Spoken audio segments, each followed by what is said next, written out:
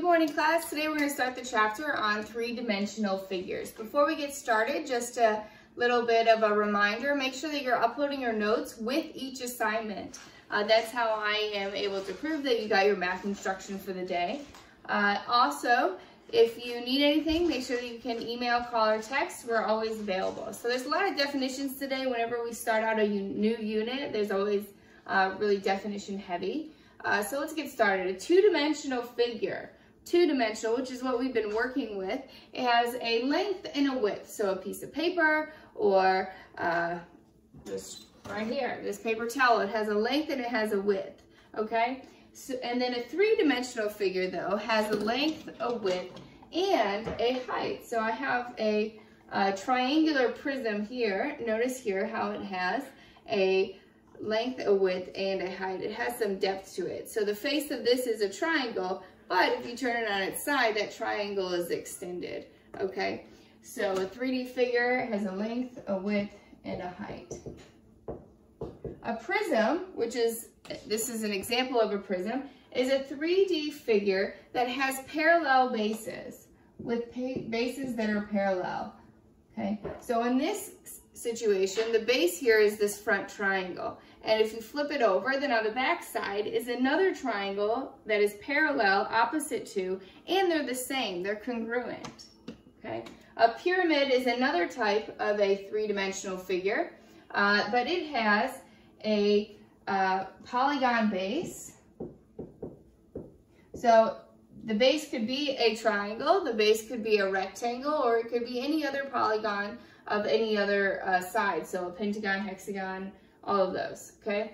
And a polyhedron is just a fancy word that represents any shape that is made up of sides that are all polygons. So meaning you have no curved edges.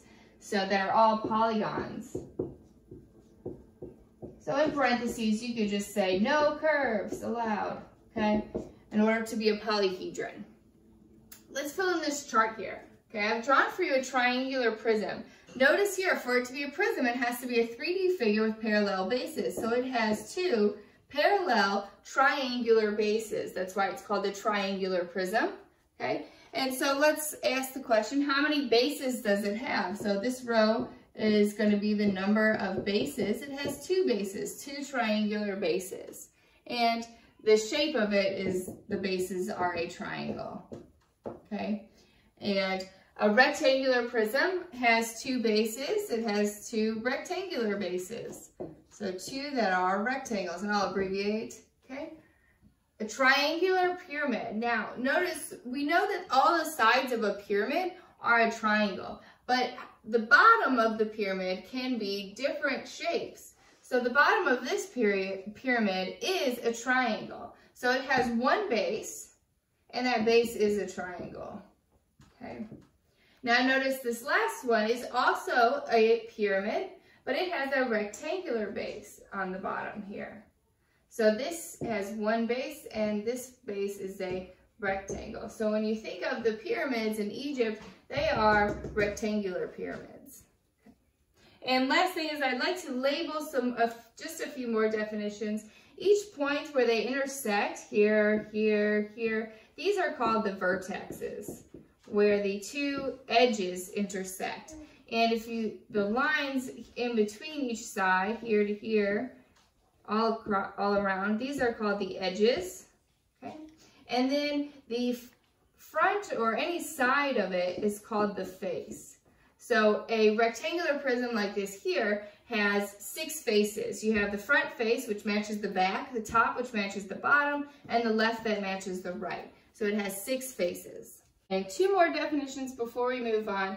A cylinder is a 3D figure with parallel bases that are circular, okay? So I have a circular top connected to a circular base, like such, okay? And a cone has one circular base and one vertex that is connected by a curved side. So the bottom here creates your circle, okay? And then each of those pieces converge into one vertex. This piece here is the vertex with your circular base, okay? Notice on both of these that each here would be the center of my circle, right? And the center of the circle to the edge is called the radius. So R is the radius.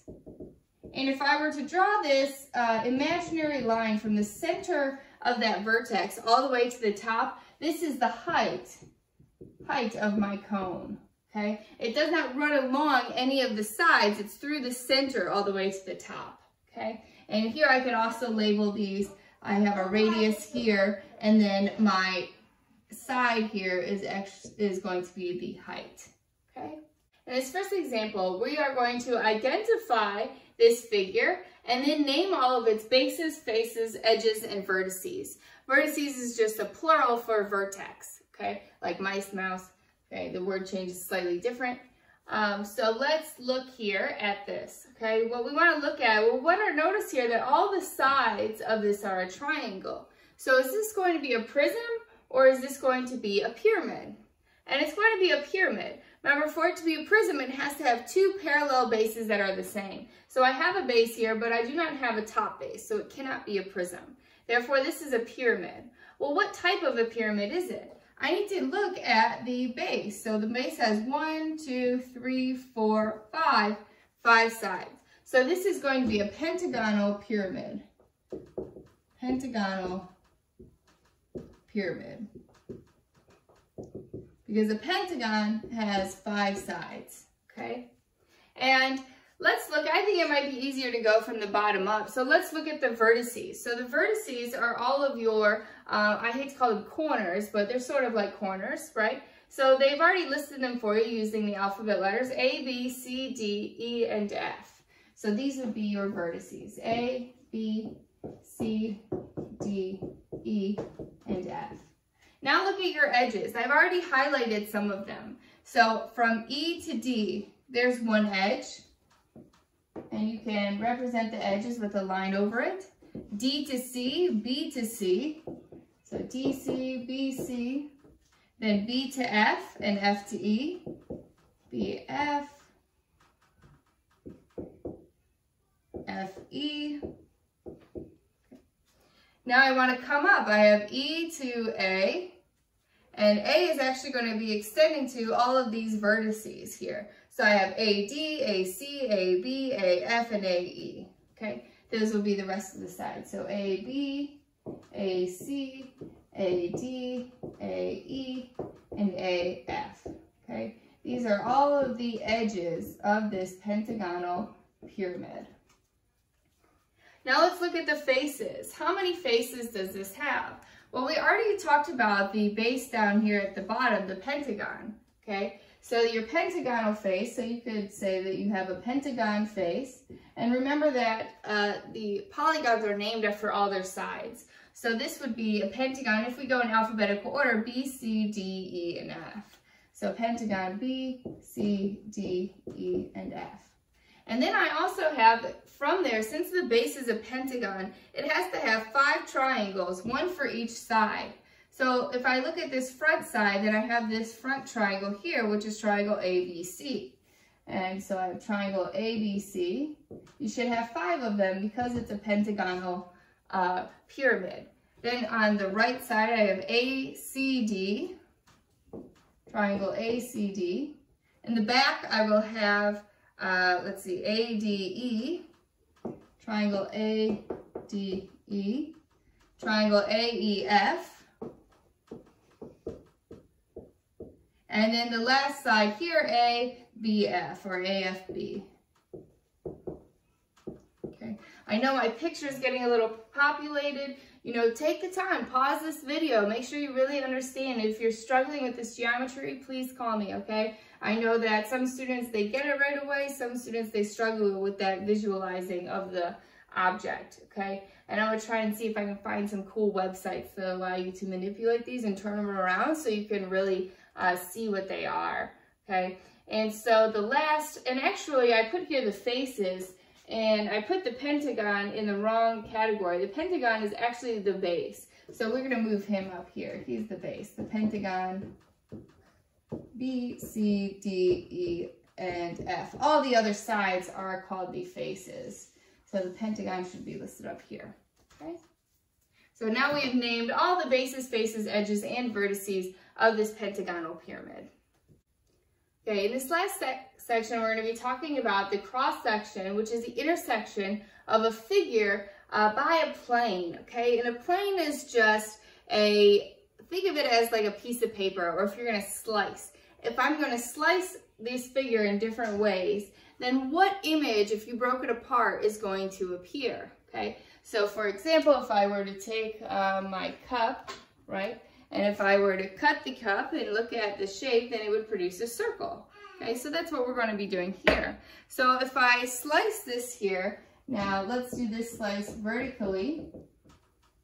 So if I take a vertical slice, and what does that look like? So if I cut this up, something like this, okay, and I cut straight down into it, okay, then the image that would appear, the cross section, because remember that this is a circular base, but when I cut it here, it will form a triangle. So if I slice the cone down, straight down the center, break it apart, then what you would see is two triangles on each side. If I draw an angled slice,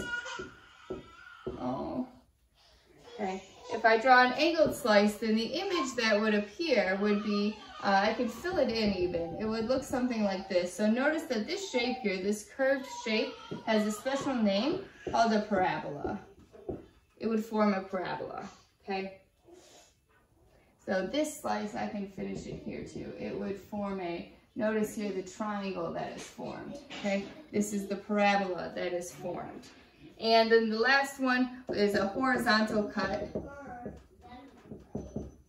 So if I were to cut this by the plane, something like this.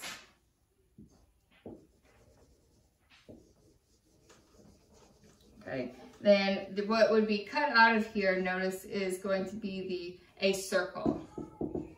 A circle. So these are also kind of hard to visualize. I have these really neat tools, but they're at school. So if you're struggling with any of these comments, give me a phone call, email, text, and I'm always here for you. So get the homework turned in. When you turn in your homework, turn in your notes as well. Bye.